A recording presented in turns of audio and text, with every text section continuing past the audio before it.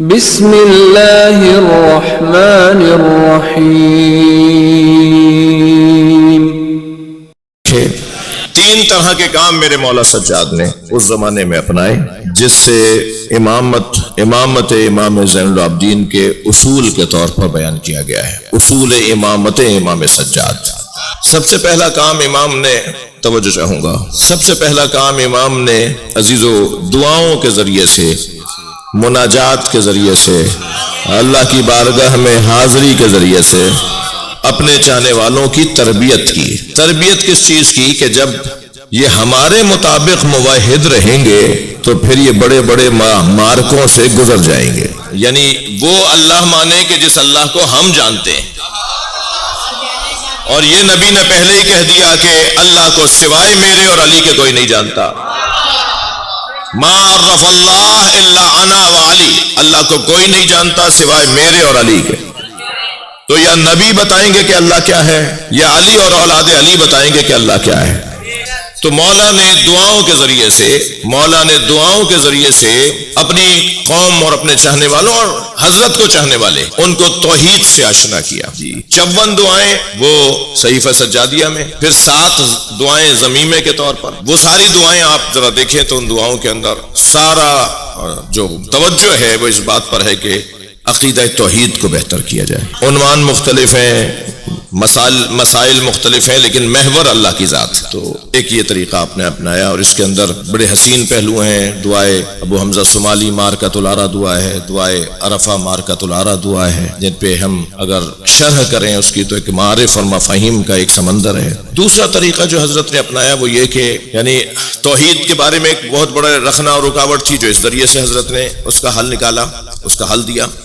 دوسرا مسئلہ نبی مکرم کی احادیث بیان کرنے پہ پابندی تھی، یعنی اگر کوئی نبی کی حدیث کو بیان کر دیتا تھا تو اسے سزا دی جاتی تھی، اسے کوڑے مارے جاتے تھے۔ یہ نبی مکرم کی حدیث پر پابندی نہیں تھی، در حقیقت علم کا ایک ذخیرہ تھا، علم کا ایک سمندر تھا جسے لوگوں نے بند کرنا چاہا، لیکن دنیا حدیث پر پابندی لگاتی نظر آتی تھی، اور امام سجاد کے گھر میں کثرت سے غلاموں اور کنیزوں کو خرید کر رکھا جاتا تھا، اور غلاموں اور کنیزوں کو محدث بنا کر بہانے پر آزاد کر دیا جاتا۔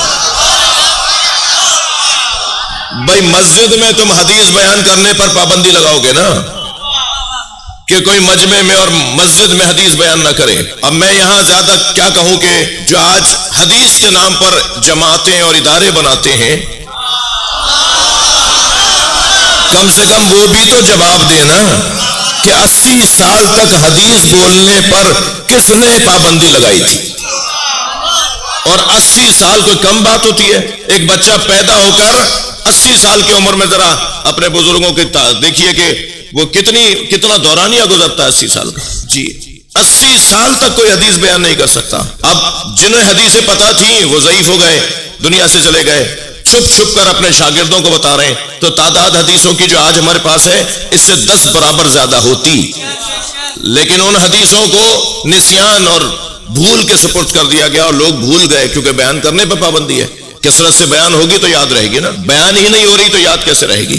یہ بہت بڑی دشمنی تھی نبی مکرم کی زبان مبارک سے جاری ہونے معارف کی حوالے سے۔ وہ جو علم نبی کی زبان سے جاری ہوا اس کے ساتھ ایک دشمنی تھی، حدیث بیان نہیں ہو سکتی۔ امام نسائی میرے بھائیوں کے 6 فقہا میں سے ایک ہیں، جی سیاہ ستہ کے فقہا میں سے ایک ہیں، انہوں نے حدیث بیان کی تھی مسجد میں، انہیں اتنے کوڑے مارے، اتنا انہیں مارا، زد و کوب کیا کہ وہ چند دنوں میں ہی ان زخموں کی تاب نہ لا کر شہید ہو گئے۔ اور وہ کیا تھا؟ وہ نہیں باز آ رہے تھے، نہیں رک رہے تھے کہ نہیں میں تو نبی کی حدیث کو نقل کروں گا۔ مگر کتنے لوگوں میں اتنی ہمت تھی جو شہادت قبول کرتے، جان سے ہاتھ دھوتے اور حدیث کو بیان کرتے؟ لیکن یہ سب ایسے حالات کا سامنا کر رہے تھے، اور امام سجاد نے غلاموں، اب امام کے گھر میں اگر 80 کنیزیں ہوں، جی 100 غلام ہوں، اور کپڑے اپنے امام سیدھے کرتے ہوں، بستر اپنا خود سیدھا کرتے ہوں، کھانا اپنا خود بناتے ہوں، تو اتنے غلاموں اور کنیزوں کا مطلب کیا تھا؟ مطلب ہرگز یہ نہیں تھا کہ اپنی خدمت کروانی ہے، مطلب تو یہ تھا کہ تم غلام اور کنیز کے طور پر آئے ہو، مبلغ بن کے واپس جاؤ۔ اور پھر وہ لوگ ہر مختلف علاقے کے اندر جا کے رہتے تھے، تو حضرت کو پتا ہوتا تھا کہ ہماری جانب سے سیکھی ہوئے اور پڑھے ہوئے لوگ کون کون سے علاقوں کے اندر آباد ہیں، اور پھر جب کبھی اس علاقے کا کوئی بندہ آتا تھا کوئی مسئلہ لے کر تو حضرت اس کو جواب تو دیتے تھے دروازے پر آیا ہے، مگر ساتھ میں یہ بھی بتاتے تھے کہ تمہارے علاقے میں فلاں صاحب جو رہتے ہیں آئندہ ضرورت پڑے تو ان سے رجوع کرنا۔ اس طرح حضرت نے دوسری روش یہ اپنائی۔ اور تیسری روش عزیزو، مرکز سے جڑے رہو، کہیں بھول نہ جاؤ کہ تم کس کے ہو، کہیں فراموش نہ کر دو کہ تمہارا تعلق کن سے ہے۔ اس مرکز سے مضبوطی کے ساتھ تعلق کو عزاداری کہتے ہیں۔ یہ امام سجاد کی سیرت کا تیسرا عنوان تھا۔